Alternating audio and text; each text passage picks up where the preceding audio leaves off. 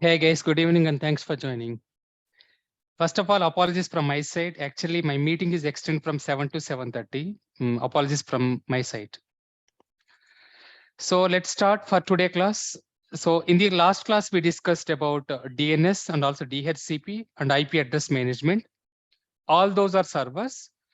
In the today class, agenda for today class, completely remaining servers.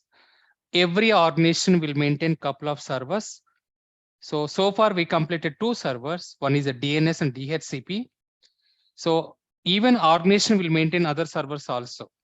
Those servers are, one is Active Directory, second one is domain controller, third one is file server, SMTP server, database servers, app server or web servers, and Microsoft related servers, IBM related servers, HP, and also Unix operating system related servers, and so on. Okay, what the agenda for today class? So did discuss about all other servers. So far we completed 2 servers, one is DHCP and also DNS. So this is completed and this is also completed. So remaining we are going to discuss in the today class. So first and foremost, Active Directory. So AD full form is Active Directory. So what this Active Directory will do? It is a directory of the service or directory of the server. Example, mobile directory. What is my mobile directory? Directory of all the usernames. That is nothing but all the contacts. That may be first name or last name or company name or email address and so on. That is mobile directory. In the similar way, in organization level or company level, what is the Active Directory? It is a directory of the server. It will provide the users information, computer information, and also systems information along with username and also IP addresses. That is called Active Directory. Okay, it is a directory of all the users information, servers informations, system informations, and so on. That is called Active Directory. Okay, how we can define this one? It is a directory of all the users, systems, computers, and also usernames along with IP addresses. So that is called Active Directory. Okay. So now Active Directory group. Active Directory group. Okay. So what is the Active Directory group? Okay. Before going to this one, so I have to open 17th batch and I have to include this diagram as well. Yesterday, whatever we discussed.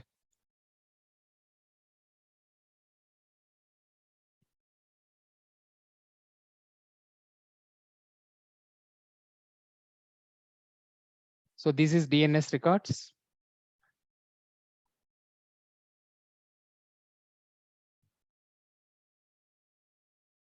Or DNS resolution. So I will draw one more diagram for Active Directory. So consider this is our Active Directory server. And consider this one is belongs to DevOps team. And this one is belongs to SOC team or cybersecurity team. This one is belongs to our app development, application development. So this one is belongs to our maybe testing tools. So example, one of the organization, in that organization, it contains DevOps team and testing tools team, app development team, and SOC team. SOC is nothing but our team, cybersecurity SOC operations. Now coming back.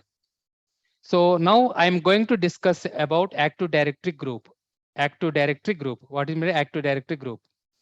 So this Active Directory group or Active Directory configurations will be configured by our sysadmin team or Windows admin team. So who will configure this Active Directory? Sysadmin team or Windows admin team. Okay. So now maybe today, or maybe you are selected for one of the SOC operations. You selected for one of the SOC operations for existing company. Okay. So now you are a part of SOC team. In that scenario, our Windows admin team or sysadmin team, what exactly they will do? They will configure your username and also password in the Active Directory. They will configure your username and also password in the Active Directory. Okay, so maybe tomorrow you are onboarding. Tomorrow you are onboarding. Obviously, you will get the laptop. Okay, so and also you are a part of now one of the group. So that may be existing group. That existing group name is called SOC. SOC, because you are a part of cybersecurity team. So now they will add a part of SOC group. So that is called Active Directory group. Grouping up of similar type of employees or username for existing group is called as Active Directory group. Who will do this Active Directory group configuration? This one will be done by our Windows admin team or sysadmin team or help desk team or service desk team. Okay. So how we can define now Active Directory group? Active Directory group, grouping of similar type of employees or users in the same group is called as Active Directory group. Okay, grouping of similar type of employees or users in the same group is called as Active Directory group, or so yeah, Active Directory group. Okay, so not only belongs to our team, even one of the new person is joining in DevOps team. One of the new person is joining in the testing tools team. One of the new person is joining the application development team, or one of the new user is joining in the HR team, and so on. Now, what Windows admin team or sysadmin team they will do, they will create one of the username along with password for the respective user he is going to join, and they will put in the similar type of group already existing. Okay, that may be DevOps team, or that may be testing tools team, that may be HR team or legal team or app development team or product development team or full stack developers, and so on. So that is called Active Directory grouping of similar type of users or employees under the main group is called as Active Directory group. Who will do this configuration? This configuration will be done by Windows admin team or sysadmin team, whoever is managing the Active Directory.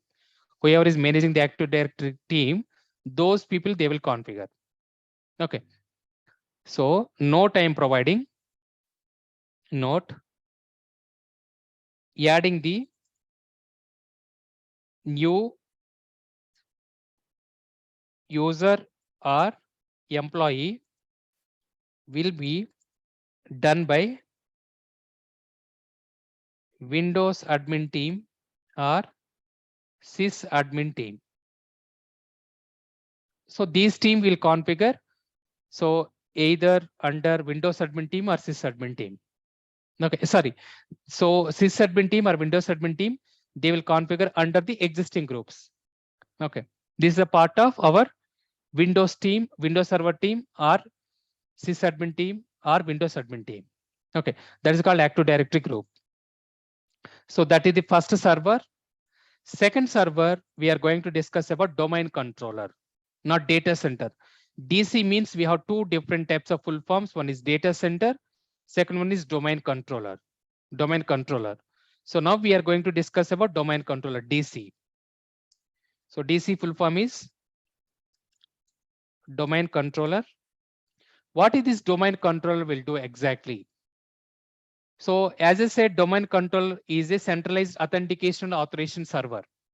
Whenever any user is giving the username and password to log into the respective either Windows system or laptop or MacBook or workstation or desktop and so on. Okay, they will provide the credentials. When you say credentials, username and password, right? So after providing username and password, they'll click on the login button. Once they will provide authentication, now backend authorization server. Who is the authorization server in this scenario? So authorization server is DC, domain controller. Now domain controller will validate that respective end user trying to log in, whether he is existing in our domain or not. Okay. So whether that person is existing in a domain or not. So that authorization, who are you, will be verified by domain controller.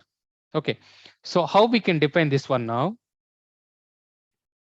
It is a centralized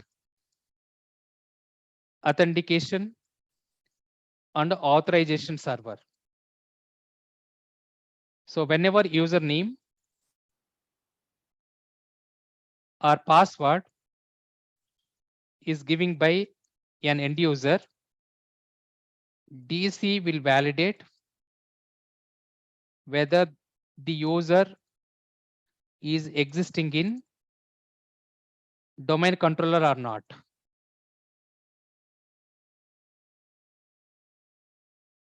So who will done this one?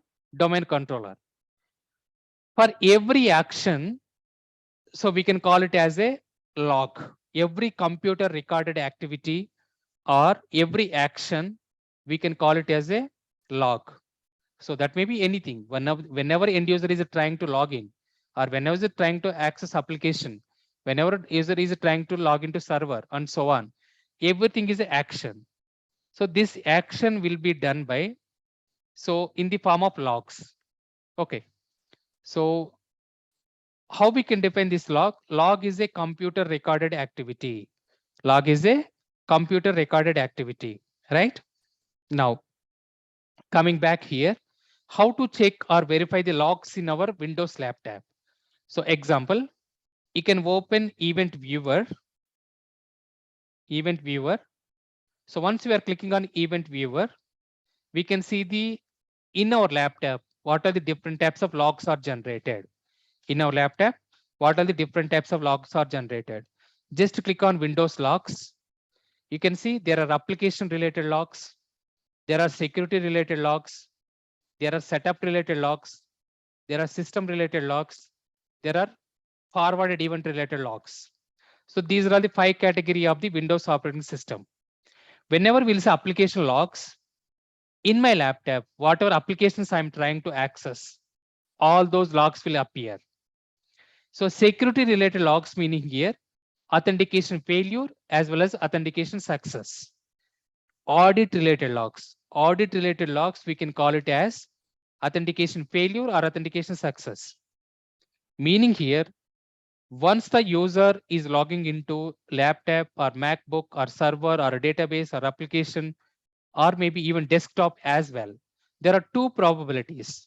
One probability is authentication success, nothing but he is able to log into the system. Second one is authentication failure, nothing but, so that failure will occur, nothing but they will provide maybe wrong username and password.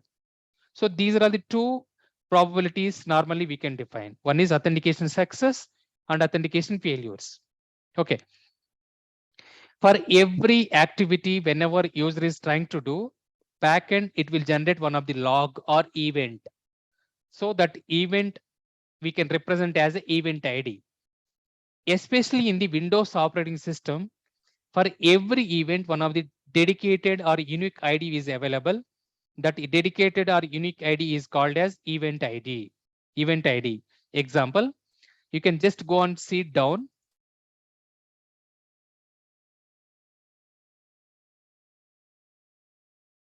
So 4634, if I'm clicking on, an account was logged off.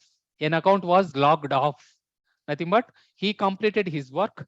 So he shut down his system. Before shutdowning of the system, he's logged out the system. That is called account was logged off. So what is the event ID number? 4634. 4634. So event ID. Before going to the event ID numbers, then I will go provide the event ID definition. Every activity in the Windows system has unique ID number is called as event ID number. Every activity in the Windows operating system has unique ID number. That unique ID number, we can call it as event ID. So example, interview question, guys.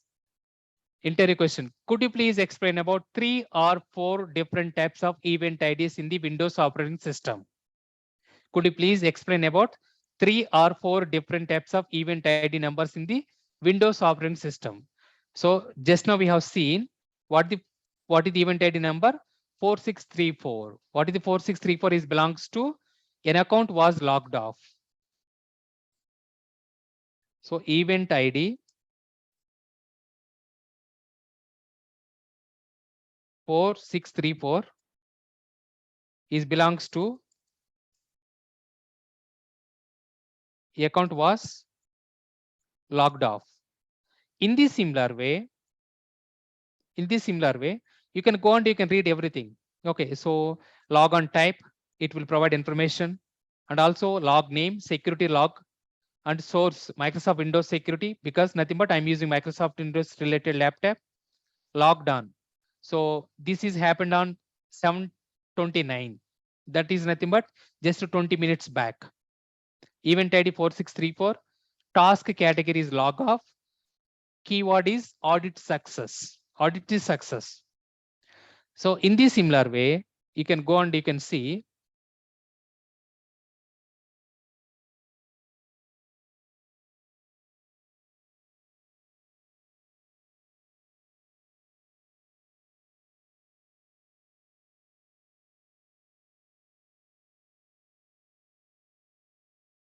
yeah 4624.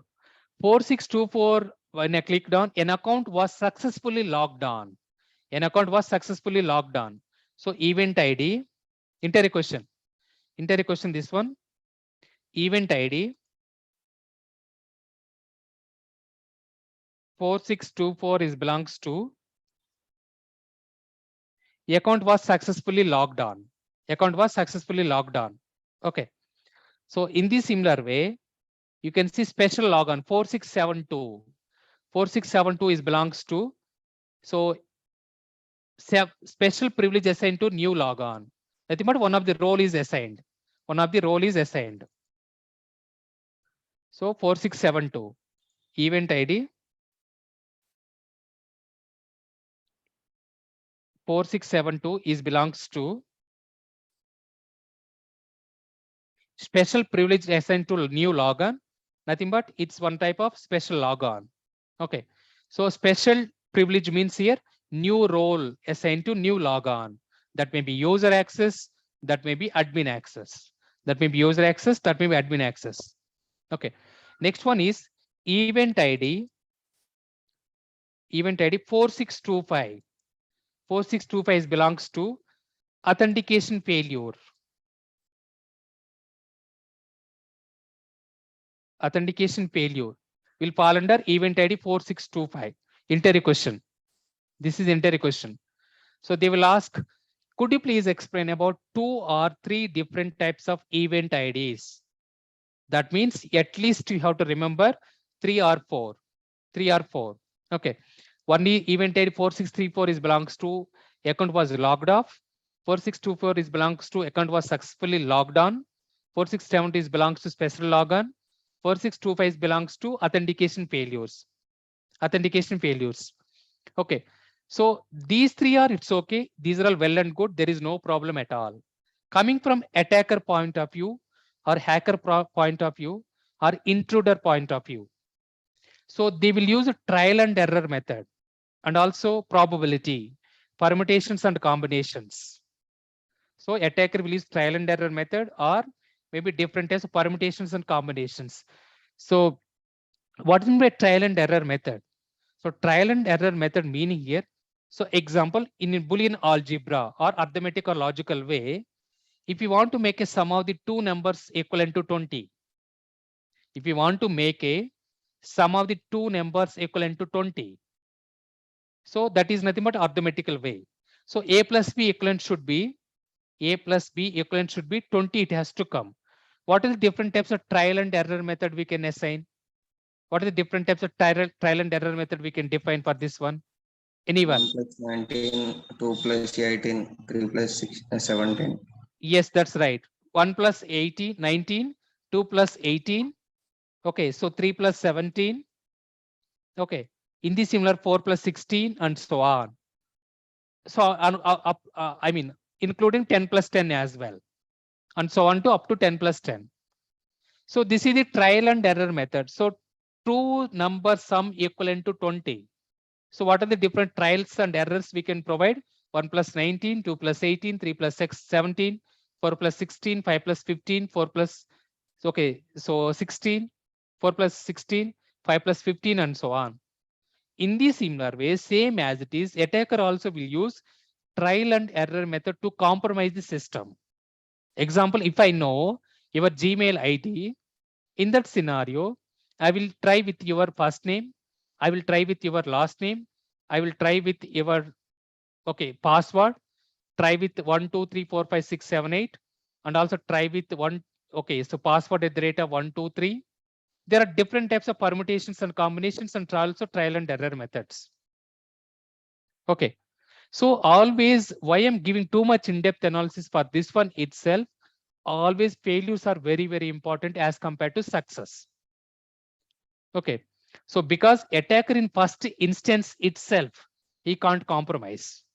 So first time he will try, second time he will try, third time he will try, and so on. In consecutive failures, finally he will become success. Okay. Now coming back. In SIM tool, if you want to see for one day or 24 hours of the time, 24 hours of the time, to see what are the different types of authentication failures will occur, how we can define. In SIM tool, if you want to filter out, okay, in the entire day or 24 hours of the time, okay, how many authentication failures are occurred? That may be legitimate or that may be illegitimate. So when you say legitimate, nothing but maybe one of the end user or employee, he forgot the password. So because of the typo errors, because of the entering the wrong characters or numbers, okay, because of the faster typing and so on, that is legitimate activity. Coming back to illegitimate activity of authentication failures, that is nothing but attacker will try to compromise our credentials. For that one, he will use different types of trial and error methods. Trial and error methods. Okay. So that time also authentication failures will occur. One is legitimate, nothing but end user is forgetting the passwords, or maybe typo error, or maybe fasting the typing fasting, and so on. Illegitimate activity, attacker itself, he will try to compromise our credentials. Now coming back, if you want to filter out in entire day or 24 hours of the time, so what are the authentication failures are occurred from the different types of users? That may be legitimate end users or employees, or maybe illegitimate attackers or hackers. How can you filter out? Anyone? How can you filter out in SIM tool? How can you filter out in SIM tool? Okay, I will ask in different way. Example, if you don't know about TCS, okay, Hyderabad address, what will you do? We will Google TCS Hyderabad. Yeah, TCS Hyderabad we will give. So address in Hyderabad. So now automatically whatever TCS related Hyderabad existing in the Hyderabad location, all those different types of office will be appear. Example, Synergy Park, example, High Tech City Madhapur, or example maybe Adi Batla, and so on. So these are the couple of places normally, okay, Hyderabad TCS is located. Okay. So these are the example locations. Now we are giving query. What is the query we are giving to Google company or Google? TCS Hyderabad address. It's a query. In the similar way, whenever if you want to write a query in the SIM tool, same way we can write a query. Asking the question is called query. So now, if you want to identify in one day or 24 hours of the time period, how many authentication failures are occurred, maybe using internal employee or maybe external attackers. So what is the way we can write a query? Okay. So important inter question, guys. In one day, if you want to see how many Windows event failures occurred, or else Windows authentication failures has come. How can you define? Now we have to go to SIM tool and we have to define event ID equivalent to 4625. Event ID equivalent to 4625. If we are defining this event ID 4625, then automatically that will be legitimate user or illegitimate user. So legitimate user. When you say legitimate user, internal employee. Because internal employees also they will forget the passwords. Second one is illegitimate. So that is from external attackers. So now how we can segregate whether this activity is done by internal employee or external attacker? Anyone? Anyone? Anyone? Log analyzer, sir. Log analyzer? No. How can you segregate whether this activity is done by internal employee or external attacker? IP address. System IP. By checking the DNS server. Perfect. System IP address. Based on the IP address. That's what I said. Whenever any attack will come, based on the private IP address range or public IP address range, we can classify the incident as a insider threat or external attack. Insider threat or external attack. Okay. If it is internal employee is trying to do any, okay, so forgetting of the password as a brute force attack or dictionary attack or password spray attack, so that particular IP address range will be either 10.10 series, 10 series. What is second series? What is second series? What is second series? If it is internal attack, what is second series? 10 series means 10.10.0.0 or 10.0.0.0 or 10.0.0.1 and so on. What is second series? Internal IP, private IP. 172, sir. Then why you are not saying, guys? If I'm asking private IP, you are giving the answer. If I'm asking indirectly, why you are not saying the answer? So do you think that whatever I'm teaching same exactly they will ask in the interview point of view?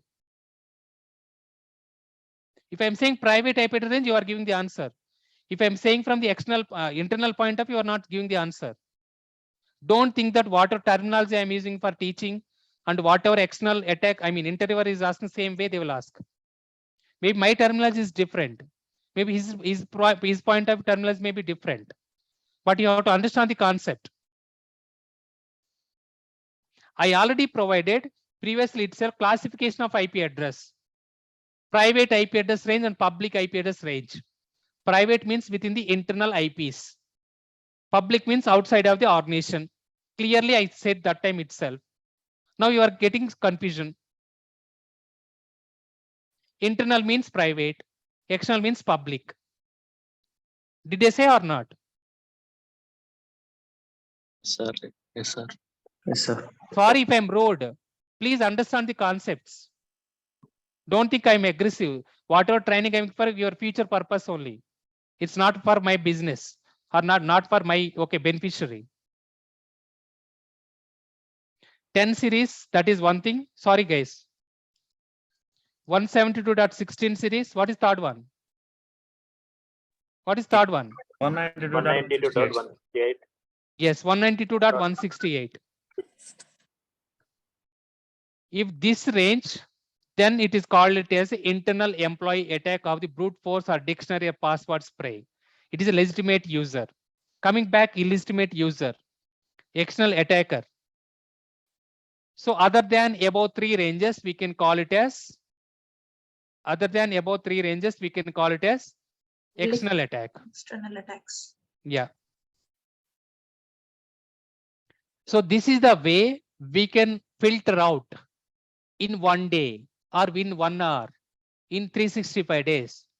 So this is also called a manual threat hunting. Now, right now, whatever I'm discussing, this is also called manual threat hunting. Not based on the policies, not based on the correlation rules, not based on the use cases. Everything we are doing in manual way. I'm logging into SIM tool and I'm providing event ID equivalent to 4625. Whether it is hitting any correlation rule or use case or policy, no. So this is completely manual process. This is also called as manual threat hunting. Manual threat hunting. So there is no need to depending on automated tools. Everything as a person, we are taking care of the threat hunting mechanism. Okay. So that is about one of the use case. So this use case or this scenario, most of the interviews we can expect. Most of the interviews we can expect this type of interview question, especially event ID equivalent to 4625. That's why I'm stretching too much in depth for this particular question. Okay. So that is about domain controller. So as I said, so I will upload one of the material, okay, under our 17th batch. So in that 17th batch, I provided more than 100 event IDs. Whatever you like, whatever you like. Please remember at least 3 or 4, other than 4624 and 4625. Other than 4624 and 4625. These two are very important, but nowadays interviewers are also very smart. So whenever somebody is asking about these two, everybody is explaining. That is the reason even interview pattern also changed. Other than these two event IDs, could you please explain about another 3 or 4? Another 3 or 4. That means other than 4624 and 4625, you have to remember another 3 or 4. Example, 4634 is belong to logged off, 4672 is belongs to special log on. In such a way, I provided 100, whatever you like. Then you can explain. Example, I think I have to go to some other folder. Give me 1 second. I'll come back. 1 second.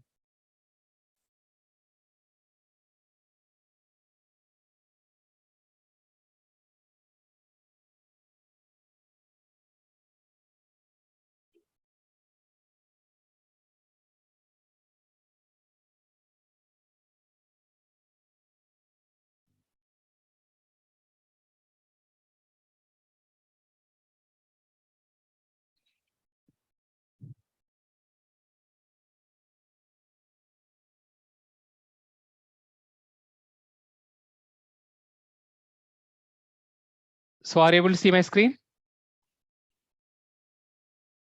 Yes, sir. Yes, sir. sir. Okay, done. So this is the material I'm going to, okay, I'm preparing. It's not completed yet. So very soon I will complete and I will attach this particular material as well. So event IDs.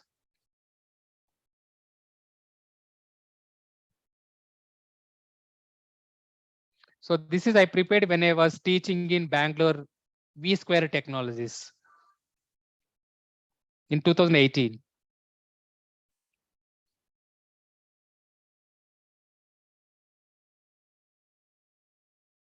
So a couple of investigations I have to apply. So event ID, yeah, in this document somewhere event IDs will be there. So I will upload this one. At least you can remember 3 or 4. Yeah, this is the one. So Windows event ID 1100. So if I'm clicking on this one, even I provided the link as well, from which source I have taken. So this is the one. 4625 is belongs to account failed log on. Just now we discussed. 4624 is belongs to account was successfully logged on. Okay. Okay. 4634 is belongs to an account was logged off. Okay.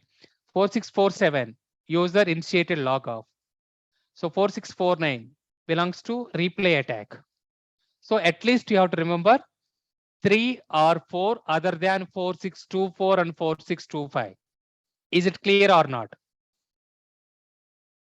Is it clear or not? Yes, Clear. Okay, Sir, I done. have one question, sir. Here, Please. Sir, Please. here event ID means if we are open browser and if we are logged to Facebook, the event ID will create, right? Yeah. Especially whatever right now I'm referring dedicated to initially log on. So example, you're switching on the laptop and you will enter the username and password. Okay. In between your laptop and backend Active Directory server, there are so many event IDs will be generated. So those event IDs I'm referring. You can see here heading itself dedicated to Windows security log events. So yes, you are right. Whenever you are accessing the application also, some of the event IDs will be generated. So, but that you no need to remember, because every organization has a customized application. When you say customized application, based on our business, based on our necessity, we can develop our own websites. So that time also, yes, event IDs will be generated, but that one you no need to remember. That one you no need to remember. Is it clear or not? Yes, sir. Yeah, this is dedicatedly applicable to Windows operating system, that to laptop or workstation or desktop or Windows servers. Okay. Yes, coming back to your question, yes, for application access also, yes, backend event IDs will be generated. As a human being, we no need to remember everything. Is it clear or not? Yes, sir. And if we are open one file, not only file, if we are open in my laptop files, the event it will generate or not, sir? Yes, it is. Yes, it is. For Windows, any activity you are doing, it will generate. Okay, for closing the files and opening. Yes.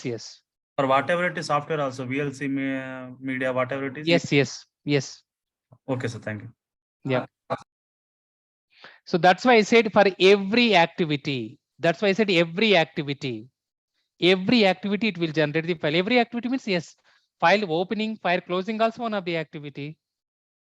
Okay. Yes, event ID will be generated. You are right.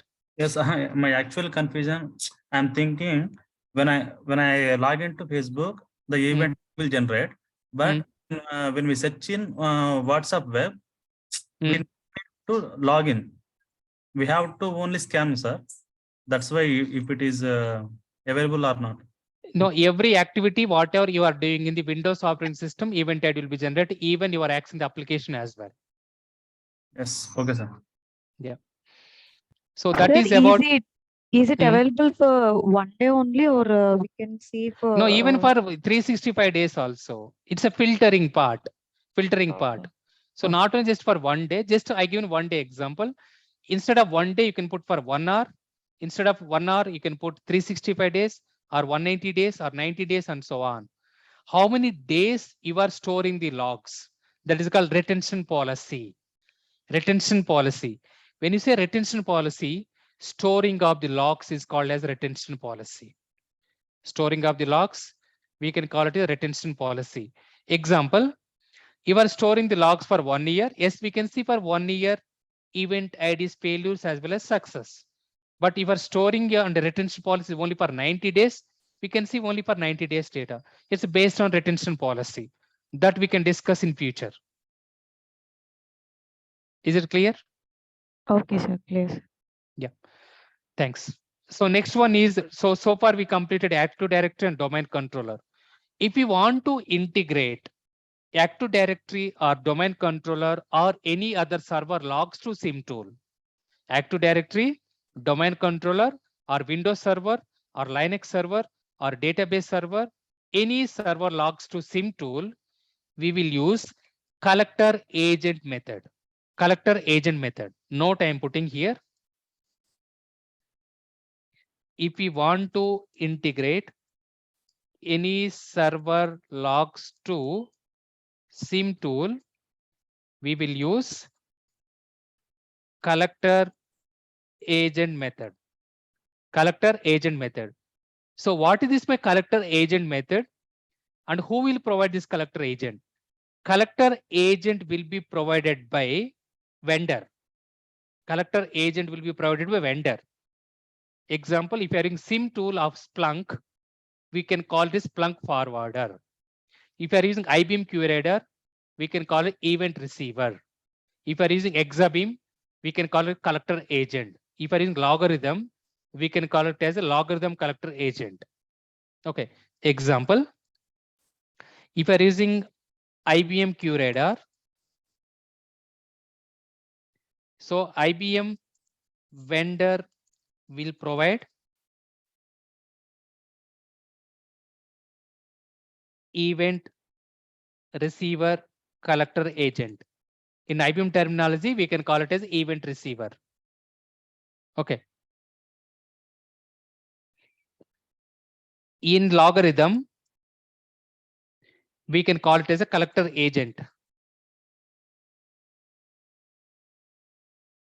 In Exabeam, we can call it collector agent once again. In Splunk,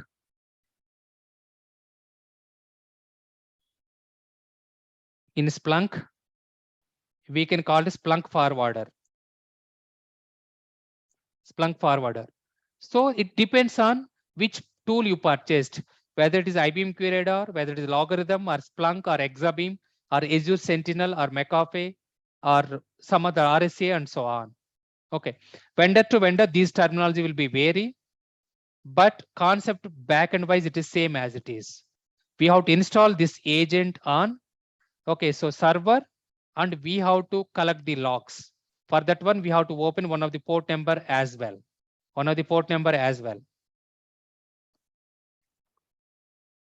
So how can we integrate? Okay, server logs using collector agent method.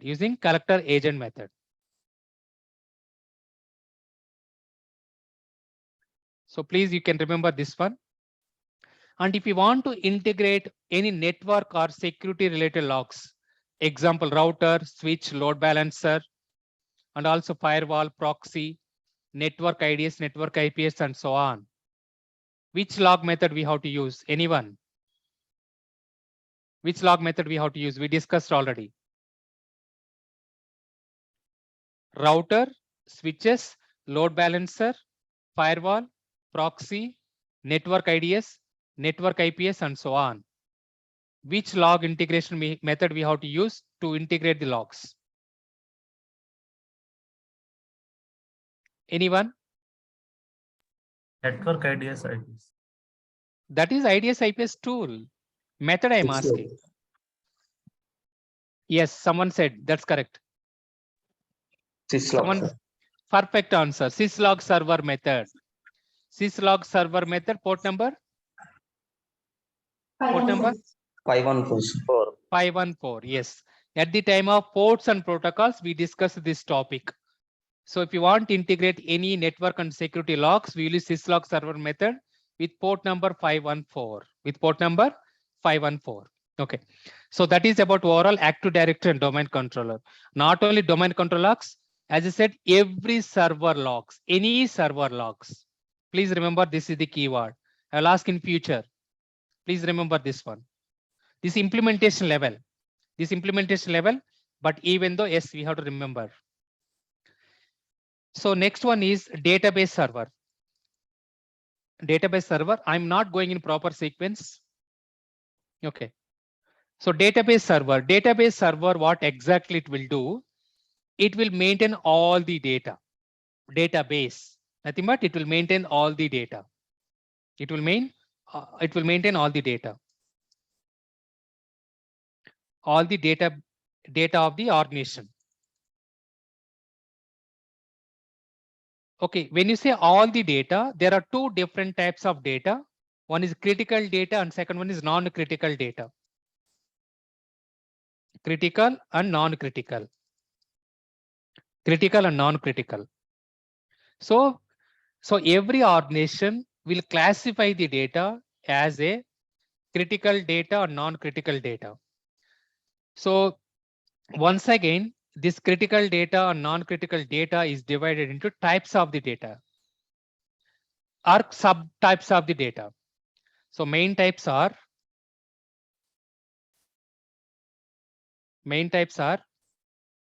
critical and non-critical. If are providing subtypes, one is internal, one is restricted, one is private, one is public.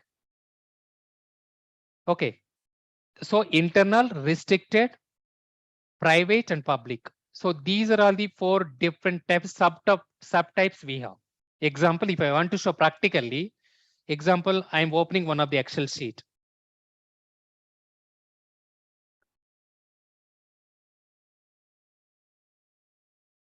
So in this one, couple of some XXX, YY, something I entered. Now I want to save this particular file. So example, I'm saving this particular file now in my desktop. You can see now, this document must have label, please select. Are you able to see my screen? Are you able to see my screen? Yes, sir. What are the information you can see? Classification of the label. Yeah, public internal confidential. Public Yes. internal confidential. Yes, that's correct. So this is called classification or subtypes, or maybe you can say, so labeling. Any data you are public means yes, everybody can access. Internal, only internal of the organization. Confidential, only you and your team maybe can confidential. So this confidential we can also call as a private or restricted. Okay, so that is what I'm explaining now. So one is internal, so restricted, private will also fall under private. So this also put a confidential. So this is the types of data. Entire question, guys. What are the classification of the data we can do for every organization? One is internal, private, and also restricted or confidential. So these are all 3 different types of the data we can classify. What are the main types we have? Critical and non-critical. Critical and non-critical. So how we can classify the data? Based on what parameters we can classify the data? Okay, classification of the data depends on, one is confidentiality, second one is sensitivity.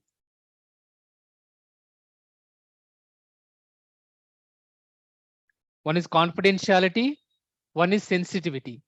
Based on these 2 parameters, we can classify the data. Based on these 2 parameters, we can classify the data as a confidential, whether private or public or internal. Private or public or internal. Okay.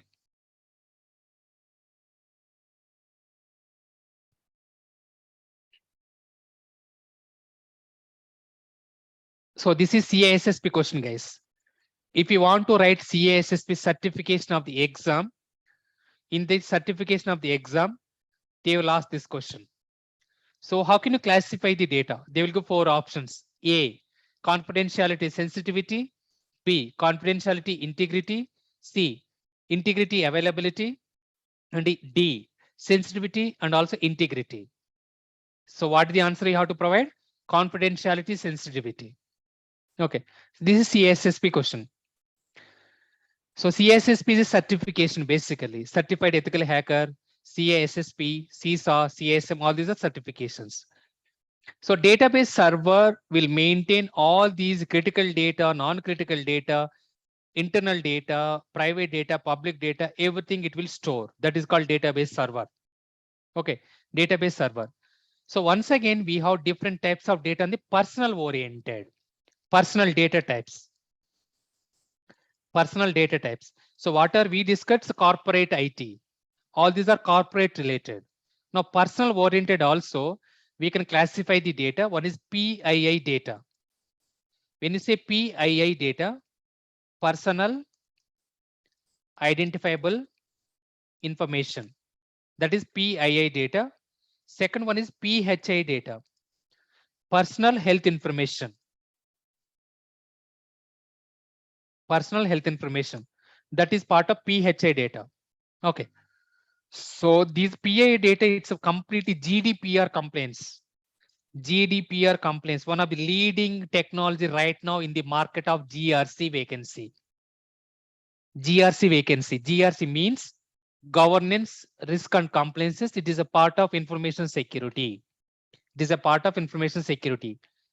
So along with ISO 27001, along with PCA DSS, along with HIPAA, along with SOC 1, SOC 2, GDPR also one of the trending technology right now in the market. So this GDPR complaints first introduced by European continent, EU. Okay. So this European continent is introduced GDPR compliances. GDPR complaints will explain about PII data. When you say PII data, personal identifiable information. How can you identify as a person?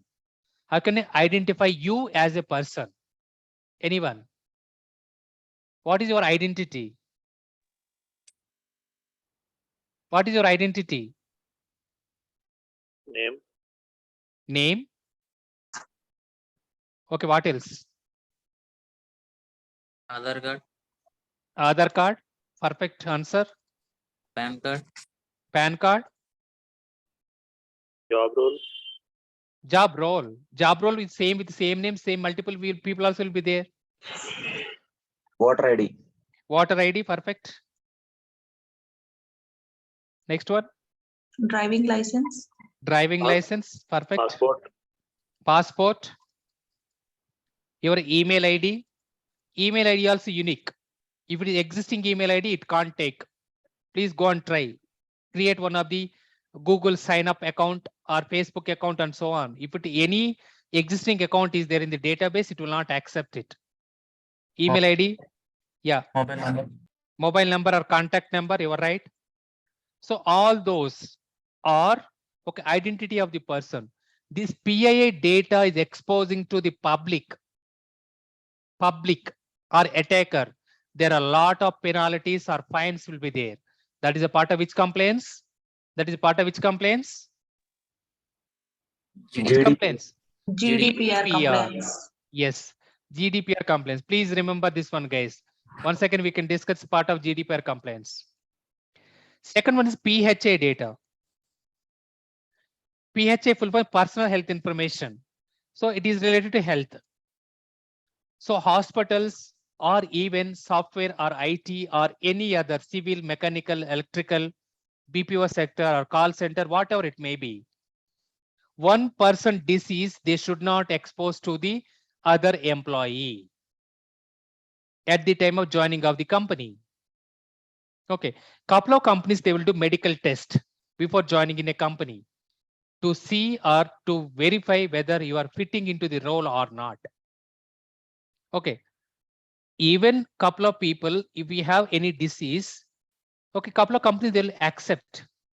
Example, physically handicapped or dumb or deaf or hearing problems and so on. So for them, they will give some weightage also. Maybe one of the, okay, so physically handicapped person is joined in a company. So our HR team or maybe our corporate IT team, even you and me should not, okay, disclose their physical ability to some other people. Okay. So not only that one, even hospitals, whenever you are going for any consultancy or any medical treatment, they will call one by one to the respective wherever doctor is sitting. But couple of people, they will not follow. 100 people will be there in the same room, they'll call one by one. Actually, that is wrong. If it's really you're following HIPAA compliances, Health Insurance Portability, Accountability and Act. Why one person we are disclosing to other person?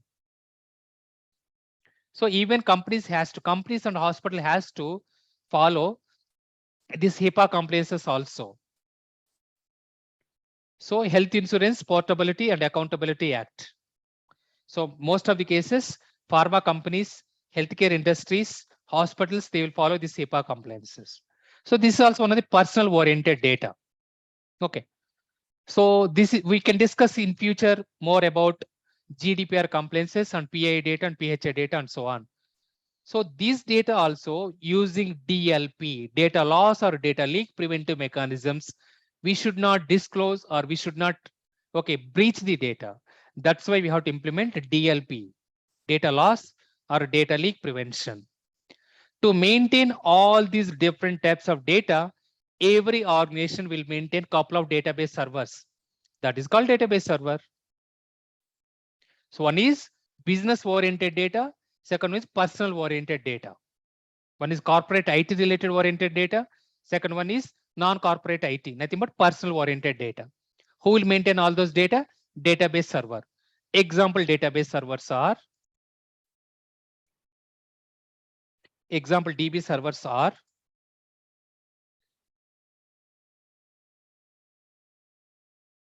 one is SQL, structured query language. It's an open source. MS SQL, Microsoft structured query language. PGSQL, PostgreSQL database. Cassandra, it's one of the cloud related tool. Cassandra. Next one is times 10 from Oracle. So 10G, 11G, 12G, that is also from Oracle. All these are ERP platforms. Oracle and also SAP. So next one is we have GridGain. MongoDB, especially it's becoming very famous in cloud once again. SAP also very popular and competitor to ERP platform like Oracle. GridGain, Couchbase also very popular one. So all these are different types of databases every organization will use. So SQL, MySQL or Microsoft SQL, PGSQL, okay, Cassandra times 10, 10G, 11G or 12G, GridGain, MongoDB, okay. So Couchbase, SAP and so on. These are all very popular database servers every organizations will use. Every organizations will use. Okay. So that is about database server. Next one is app server. So app server is also called as a web server. So this app server or web server, what exactly it will do? It will act as a bridge between user and application.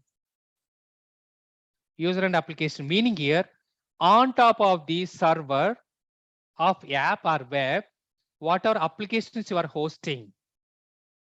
On top of app or web server, whatever applications you are hosting, okay, so this app server will maintain where we can host facebook.com or google.com or hdfcnetbanking.com or sbank.com and so on top of app server.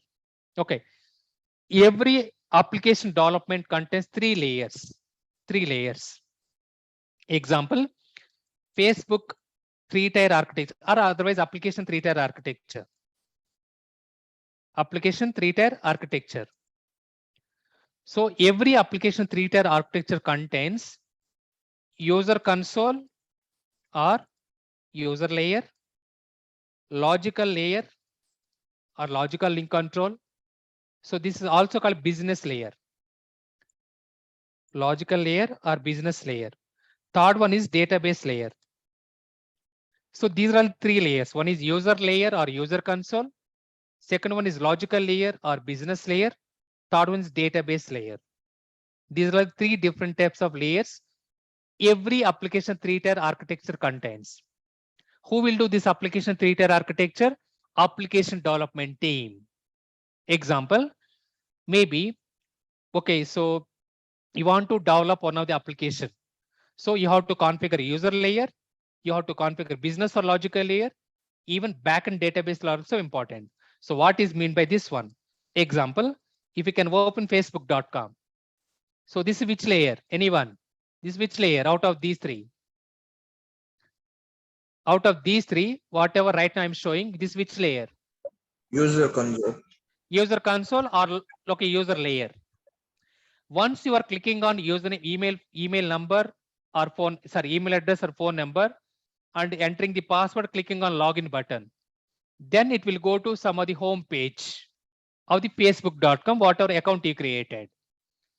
So once you are clicking on login button, how it is going back and process, that is called logical layer. It will use PHP programming languages. It will use ASP.NET. It will use React to JS. It will use Golang. It will use C#. Okay, it will use C, C++, or HTML or JavaScript or Java or full stack developer or a MERN stack developer and so on. So that is called logical layer. Nothing but once you are clicking on any website, what is the mobile and what is the logic we are defined using the programming languages, that is called logical layer. Finally, backend database layer.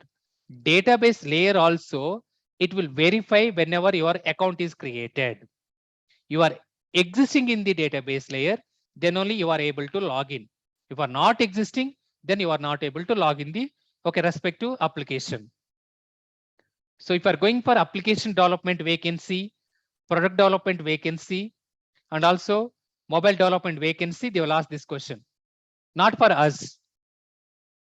Not for us. Okay. So application developers, product developers, mobile developers, if they are going for interview, they will ask this question. What is application 3-tier architecture?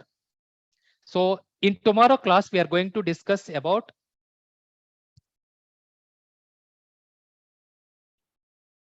Chantana. Sorry guys, some network issues. In tomorrow class, we are going to discuss about network 3-tier architecture. That is different. Network 3-tier architecture is different. Application 3-tier architecture is different. Okay. So now application server will host all the applications. Application server will host the applications, and these applications will be accessed by end user or customer or client. End user or customer or client. There are two different types of application. One is internal application. Second one is external applications. Internal applications can be accessed by internal employees. External applications can be accessed by client or customers or public. Example, google.com. Everybody can access. So that is like an external application. Maybe, okay, so attendance sheet of TCS company, attendance sheet of Cognizant company, attendance sheet of Wipro company, whether you and me are able to access? Whether you and me are able to access? No. Why? Because we are not a part of TCS company, or we are not a part of Wipro company, or we are not part of a Accenture company and so on. Whoever is a part of TCS company, those people only they can access. That is like internal application to TCS employees. Okay, so those are two different types of applications. That one, once again, we can discuss part of application security. So that is about application server. Next one is file server.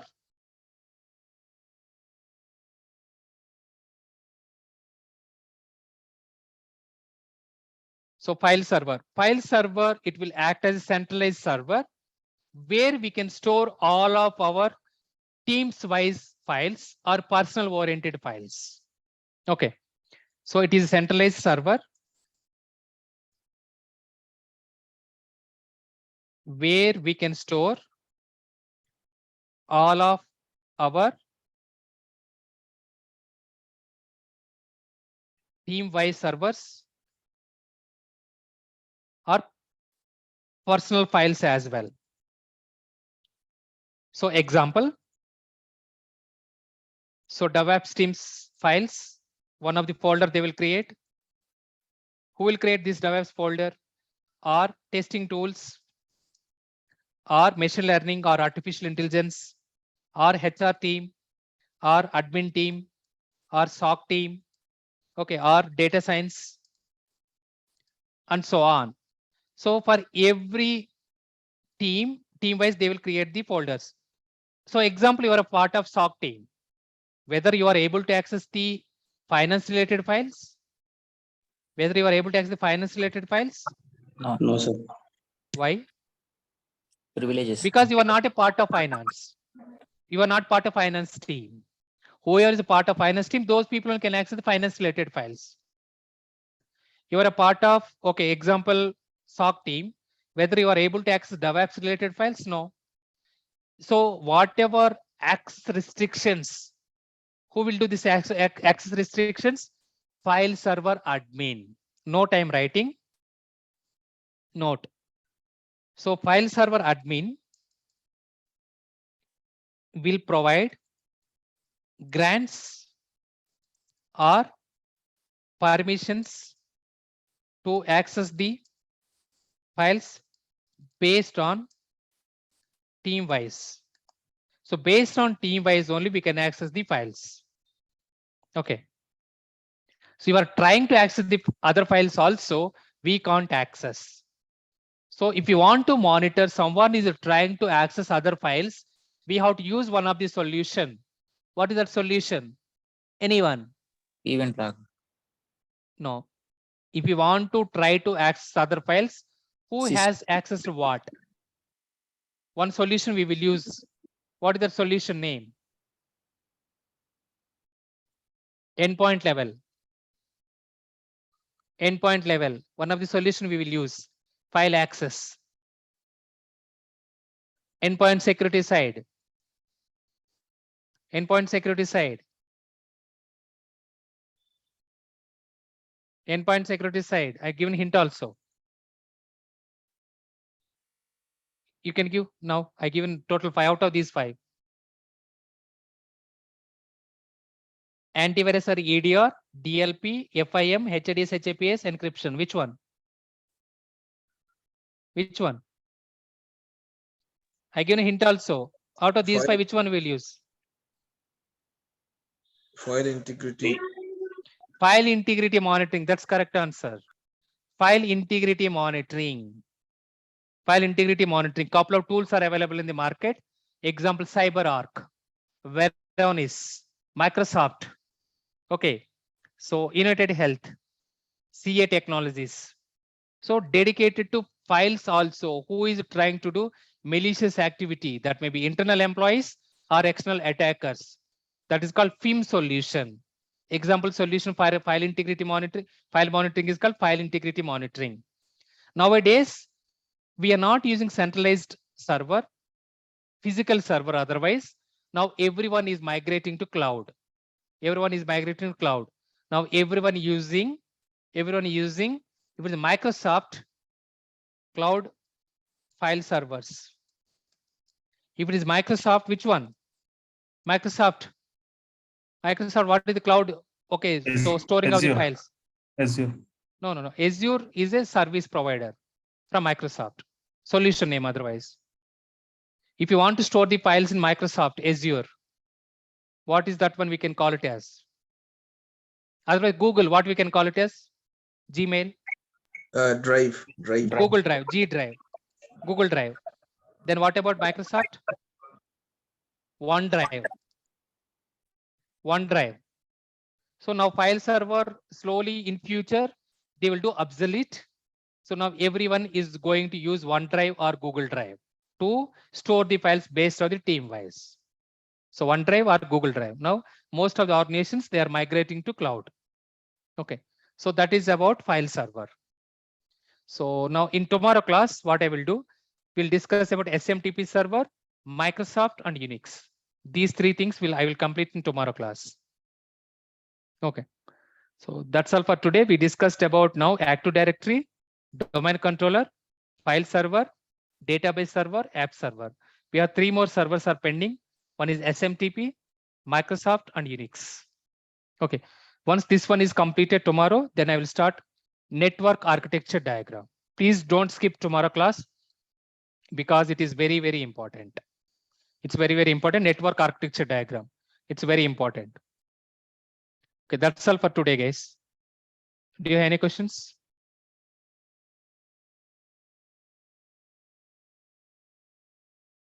Do you have any questions? Okay, thank you so much and see you tomorrow at 7 o'clock. Good night. Good night, sir. Good night. Thanks.